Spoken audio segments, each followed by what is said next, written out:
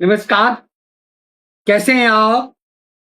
एक व्यक्ति जिसके ऊपर थ्री इडियट फिल्म्स बनाई गई, एक व्यक्ति जिसे मैग्सेसे अवार्ड से सम्मानित किया गया और फिर सादगी का आवरण ओढ़कर उसने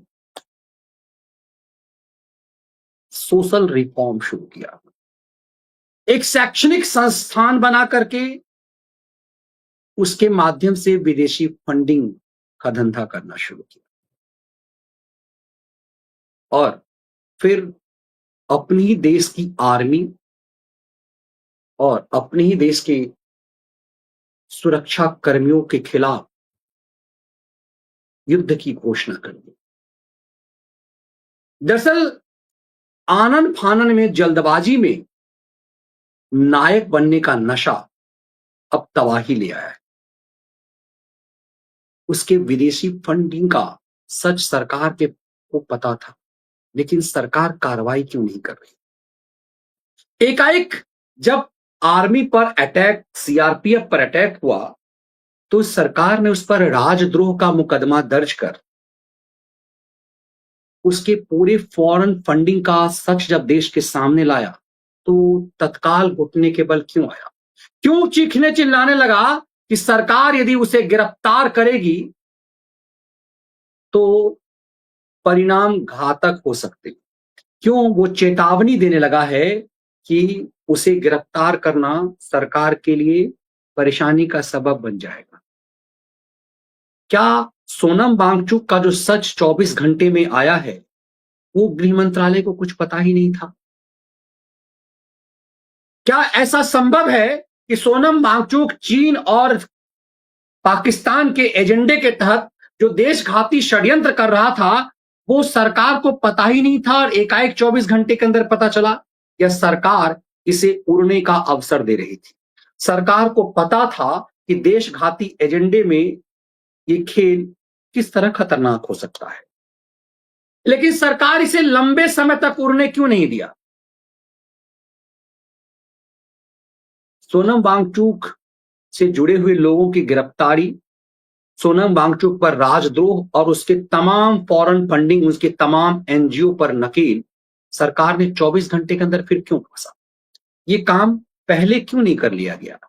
आम लोगों को गुस्सा इसी बात को लेकर है कि वांगचुक जब अनशन पर बैठा था, उसी समय कार्रवाई क्यों नहीं? क्या उस समय कार्रवाई होती तो आग भयावह नहीं लगती?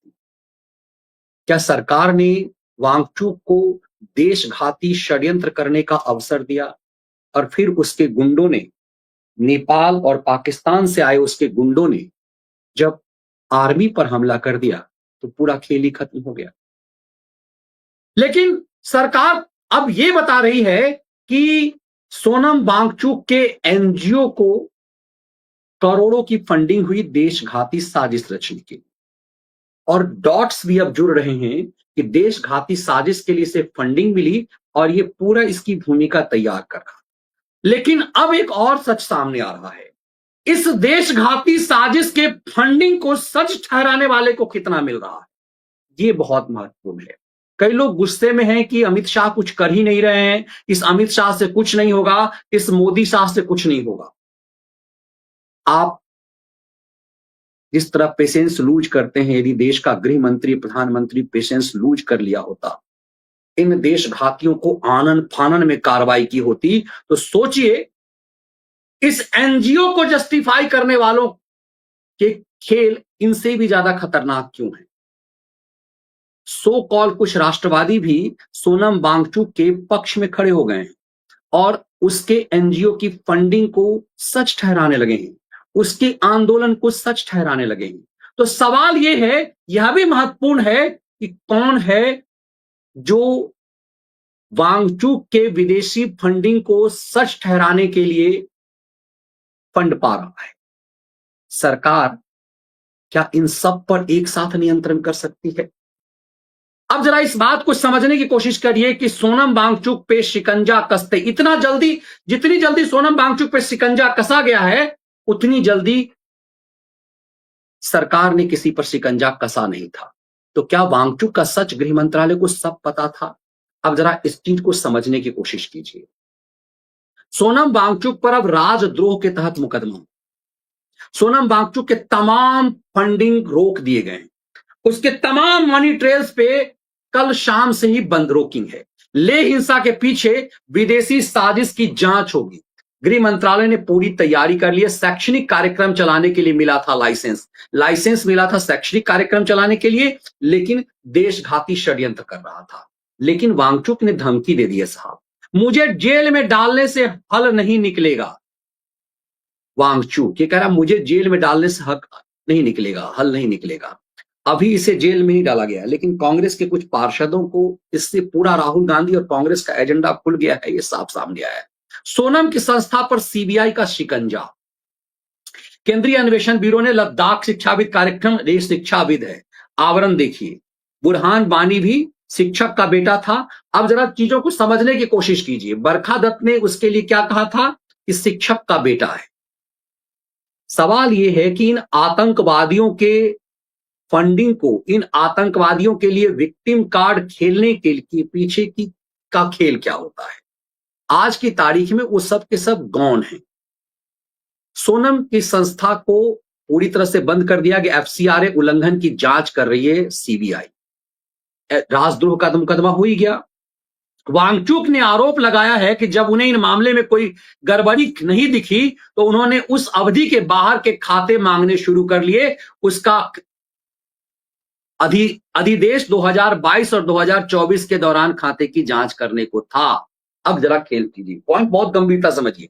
ये कह रहा है हम तो अच्छा काम अभी कर रहे हैं, 2020 और 2024 में हमें जो फंडिंग हुई उसकी जांच सरकार कर रही है। मतलब सरकार को 2020 और 2024 के दौरान इसके खेल का सच सब पता था कि इसको फॉरेन फंडिंग कहां से मिल रही। 2020-22 से ये शुरू हो चुका हुआ था। ये काम तो 2020-21 से ही कर रहा है। उन्होंने 2021 और 2020 के खाते मांगे। भाई तुम्हें आपत्ति क्यों है?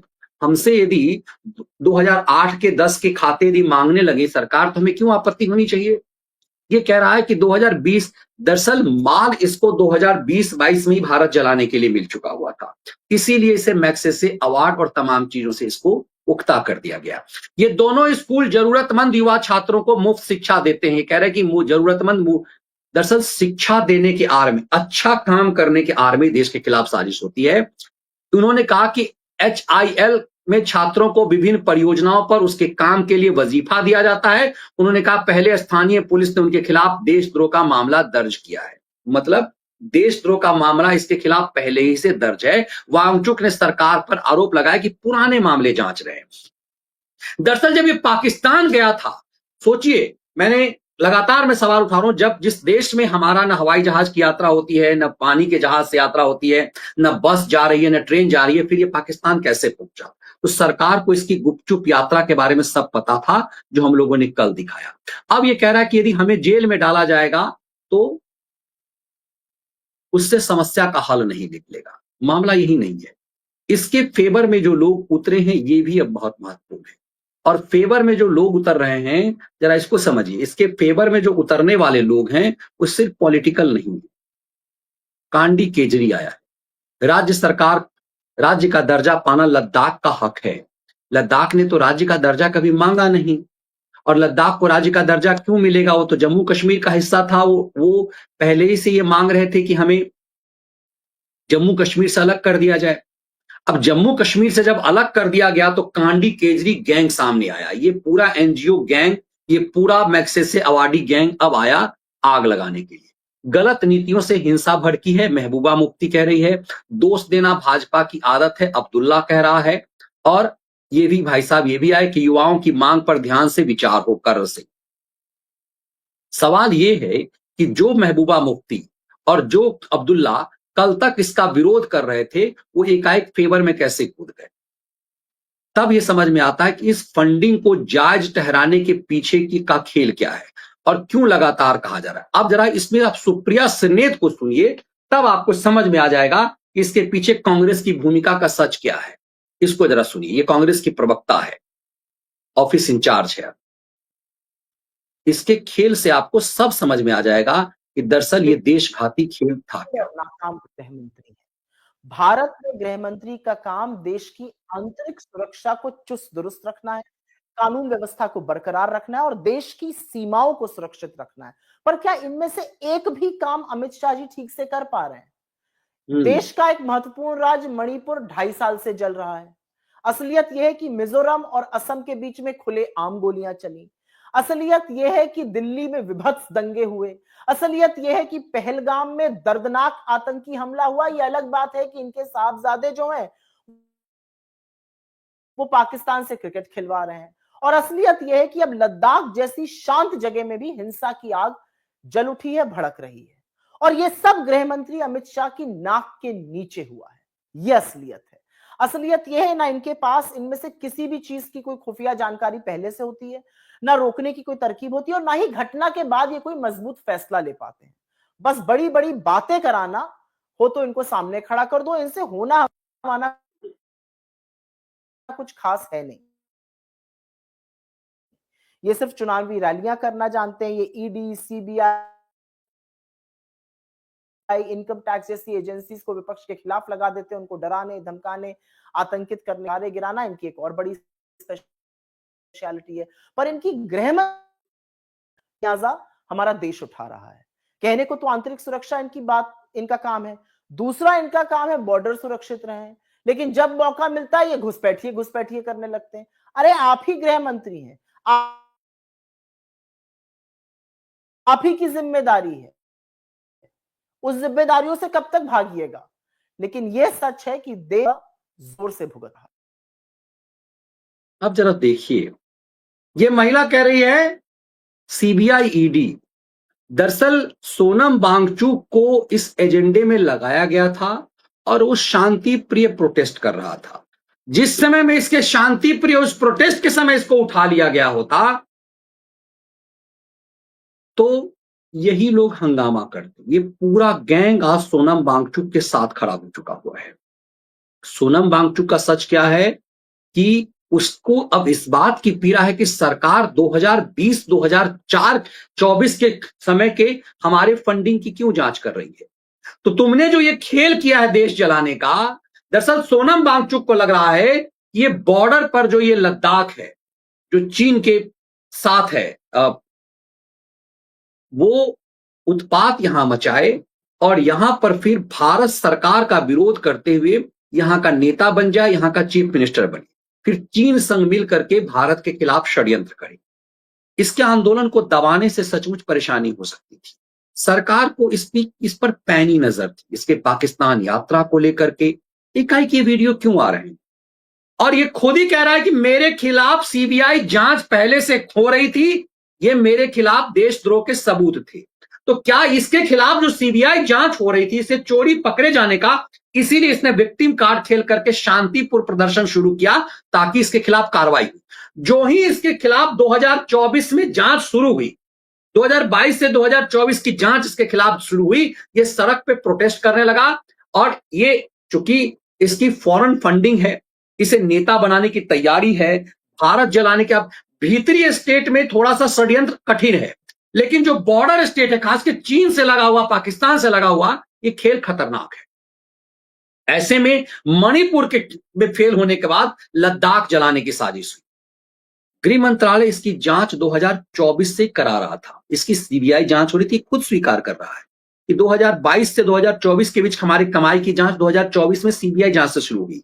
अब सीबीआई जब इसकी जांच कर रही थी, इसे तो पता था, ये खबर मीडिया में नहीं आई थी कि इसके खिलाफ सीबीआई जांच हो रही है। जो ही इसके खिलाफ सीबीआई जांच हुई, इसे पता चल गया कि आज ना कल ये सलाखों के पीछे होगा। तो इसने पब्लिक को मूर्ख बनाने के लिए सड़क पे उतर गया और फिर भूख हड़ताल, अनशन का सहारा ले लिया ताकि ये देश जला सके। सरकार ने इसे ढील थोड़ी दी, लेकिन ये खुद वो खेल कर गया सीआरपीएफ और आर्मी पर हमला करके कि आज ये पूरी तरह से फंस गया। अब ये खुद बता रहा है कि लेह जलाने, लद्दाख जलाने की का खेल जो है वो कैसे, क्यों इसने शुरू किया। एक तरह से ये जब देश 7 अनशन पे था, उस समय इसके वीडियो जब चीन घुस आता है तो लद्दाख के लोग जान देकर रोकते हैं, मगर अब अगर भारत सरकार हमारे लिए कुछ नहीं कर रहा है तो अगली बार वो आए तो हम उनको रास्ता दिखाएंगे, हम रोकेंगे नहीं। हम जान क्यों दे जब हमारा कोई संरक्षण नहीं हो रहा है। और उसके बाद उन पर पुलिस की पूछताछ होने लगी, ये कैसे कहा है। मेरा तो ख्याल है कि दूत को मारने से, डोंट किल द मैसेंजर कहते हैं ना, सॉल्व द प्रॉब्लम। उनका तो फ्रस्ट्रेशन निकल रहा है। ये खुद कह रहा है कि हम लोग चीन के दूत हैं, हमें मारने से क्या होगा। देखिए खुद स्वीकार कर रहा है कि हम पहले चीन जो हैं, चीन से जो लोग आते थे, हमलावर आते थे, तो हम सरकार को बताते थे। अब हम सरकार को बताएंगे नहीं, अब हम उन्हें रास्ता बताएंगे कि हमला कहां करना है। खुद स्वीकार कर रहा है। इस बयान पर ही राजद्रोह का मुकदमा इसके ऊपर आया। यह बयान ही एक देशद्रोह का बयान था। अब हम राष्ट्रवादी, हम लोग अक्सर कई बार सोचते हैं कि शाह तुरंत इस पर एक्शन कैसे नहीं ले। अब ये बयान आने से पहले यदि इसके खिलाफ एक्शन होता तो क्या मैसेज जाता। ये बयान इसकी हताशा का दिखा रहा है कि पूरा लद्दाख जलाने लगा, चूंकि इसके पाप पता चल गए, इसके फॉरेन फंडिंग का सच सरकार को पता चल गया, तो इसका नंगा होना था। ये नंगा होना था, इसलिए प्रोटेस्ट पर बैठ गया और कांग्रेस के पार्षदों के साथ मौका देख करके जल्दबाजी में सीआरपीएफ को आग लगा गया। वहीं से इसके ऊपर शिकंजा कस दिया गया। अब जरा इसके बयान को आपने सुना, ये क्या कह रहा है। ये कह रहा है कि हम लद्दाखी पहले चीन से आए हुए हमलावरों की सूचना सेना को, सरकार को देते थे। अब हम चीनियों को बताएंगे कि आप अंदर हमला कैसे करें, क्योंकि आप मेरी बात सुन नहीं रहे। अब सोचिए, मतलब कोई आदमी अपने ही देश के साथ इस ढंग से देशघाती हत्या हमला करने लगेगा कि उसे माल नहीं मिलेगा। दरअसल यही खेल आवरण ओढ़े कुछ राष्ट्रवादी भी कर रहे हैं। इसीलिए मैं डिमांड कर रहा हूं कि मामला सिर्फ इसका नहीं कि अरविंद केजरीवाल के फॉरेन फंडिंग की पूरी पुरानी जांच हो। मामला इस बात का भी है कि ये जो आवरण ओढ़े कुछ राष्ट्रवादी हैं, जिनने एकाएक 2013-14 के बाद आवरण ओढ़ा और बहुत जल्दबाजी में थे कि सरकार उन्हें इनाम दे, किसी जगह बड़ी जिम्मेदारी दे, और जब उन्हें इस ढंग का फायदा नहीं मिला आनन फानन में, तो ऐसे बहुत सारे लोग हैं जो एजेंडा चलाने लगे। अभी हाल में मुझे कुछ ऐसे वीडियोस मिले हैं जो सो कॉल राष्ट्रवादी कुछ दिन तक थे, वो सोनम वांगचुक के साथ खड़े दिखाई दे रहे हैं, उसके फंडिंग को सही ठहरा रहे हैं, उसके एजेंडे को सही ठहरा रहे हैं और कह रहे हैं कि लद्दाख में विद्रोह था, जो बात सुप्रिया सिरनेत कह रही है। तो सवाल यह है कि सोनम वांगचुक के विदेशी फंडिंग की तो जांच हो रही है, लेकिन सोनम वांगचुक के विदेशी फंडिंग को जस्टिफाई करने वाले, ये राष्ट्रवाद का आवरण ओढ़े हुए कुछ लोग, राष्ट्रद्रोह का एजेंडा चलाने वाले कुछ लोग, उनके फंडिंग की भी जांच होनी चाहिए कि आखिर सोनम वांगचुक के इस देशद्रोहपूर्ण एजेंडे के सपोर्ट करने वाले जो लोग हैं, उनकी फंडिंग कहां से हो रही है। इसीलिए मैं अक्सर कहता हूं कि न मैं किसी अमित शाह के लिए काम करता हूं, न किसी नरेंद्र मोदी के लिए काम करता हूं। इसीलिए मुझे कोई अपेक्षा नहीं है कि नरेंद्र मोदी कहीं मुझे सिस्टम में बैठा देंगे, और ये मैं 5 साल से कहता रहा हूं। कुछ लोग बहुत जल्दबाजी में इसमें हैं कि हमने तो मोदी के लिए किया। रे तुमने मोदी के लिए नहीं किया। मोदी ने तुमसे नहीं कहा कि तुम इस तरह का वीडियो बनाओ और एजेंडा चलाओ मेरे लिए।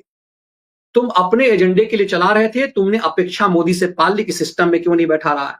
ठीक है, कुछ ऐसे लोग हैं जिन्हें सरकार ने ऐसे चिरकुटों को बैठा दिया है सिस्टम में कि उन्हें कुछ समझ में ही नहीं आता और देशघातियों के साथ वो दिखाई देने लगते हैं। इन सबकी जांच होनी चाहिए कि ये कौन लोग हैं जो सोनम वांगचुक के देशघाती षड्यंत्र को जस्टिफाई कर रहे हैं।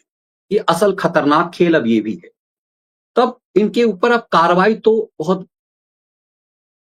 सलीके से होने लगा है, लेकिन कार्रवाई ऐसे कांडियों के लिए होना चाहिए। कांडी भी सामने आया है, मैग्सेसी अवार्डी, ये शराब माफिया में, माफियागिरी में जेल गया हुआ कांडी कह रहा है सोनम वांगचुक के बारे में पढ़िए। जो व्यक्ति देश के बारे में सोचता है, शिक्षा के बारे में सोचता है, नए नए आविष्कार करता है, उसको आज केंद्र सरकार का पूरा तंत्र बेहद घटिया राजनीति की तरफ प्रताड़ित कर रहा है।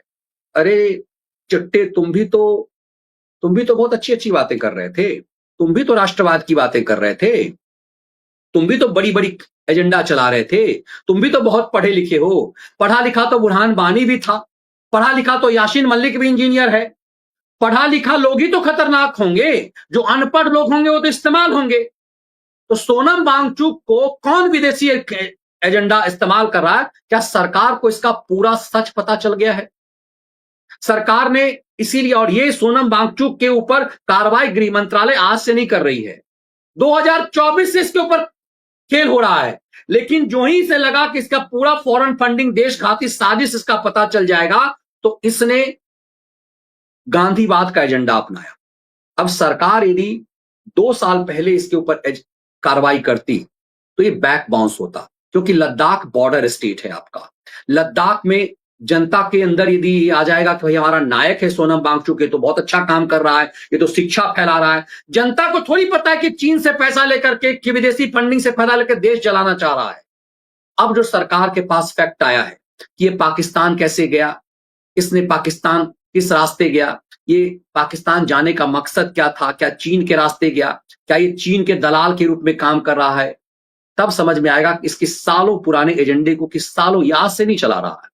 ये एजेंडा इसका सालों पुराना है। और कैसे इसने कहा कि पहले तो हम लोग मदद करते थे सरकार को, अब हम मदद नहीं करेंगे। आप सोचिए ऐसे आदमी के साथ कौन खड़ा हो सकता है? तो कौन है जो इसके आंदोलन को जस्टिफाई कर रहा है, और हाल कौन है जो जस्टिफाई कर रहा है कि इसका एनजीओ की फंडिंग और ये बंद नहीं होनी चाहिए? छुपाया जा रहा है।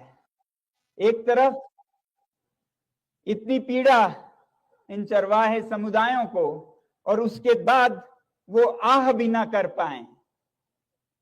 अगर वो आह करें, अगर कोई कहे कि यहां पर जमीनें गई हैं हमारे जमीनों को बचा नहीं पाए हैं, तो उनको कभी देशद्रोही, कभी उनको धमकियां दी जाती हैं।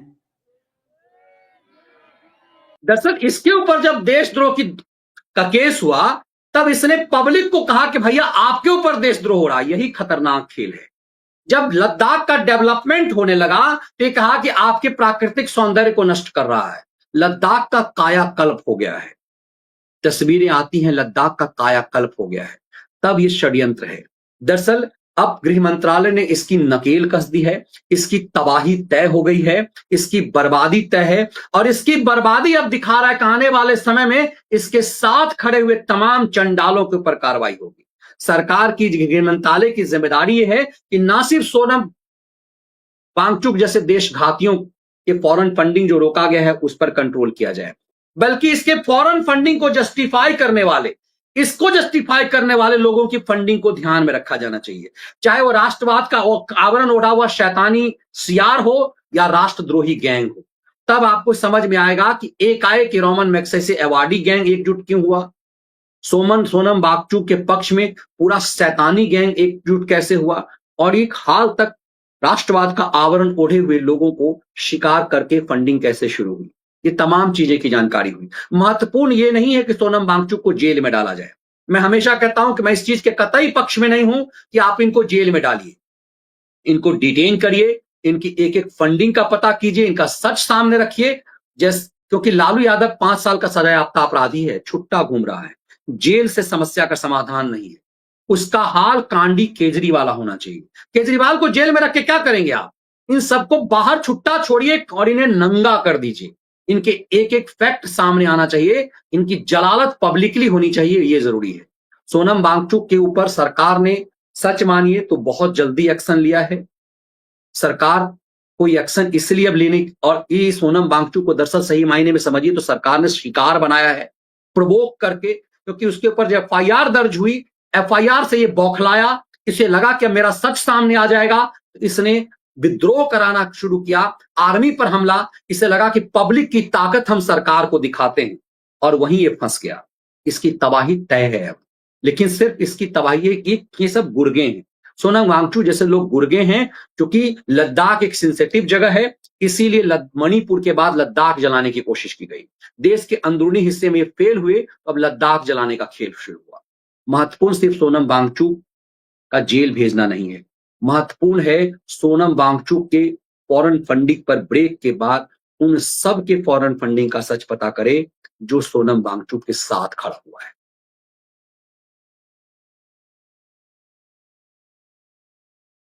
जी कह रहे हैं कि मनीष भैया नमस्कार, इस सब लोगों पर एफआईआर दर्ज हो गई है, इनको पता है कि गिरफ्तार होगा, अब ये धमकी दे रहे। बस वही बात मैं कह रहा हूं, जो ऋतिक कह रहे हैं उसी को मैंने इसकी व्याख्या की कि सोनम वांगचुक आज नहीं हुआ है, 2024 में इसका पूरा कच्चा चिट्ठा सरकार के पास है। लेकिन सरकार धैर्य से काम करती है। ये गांव की लड़ाई नहीं है आपकी जमीन की, बस गए और गोतिया को जाकर के पीटना शुरू कर दिए।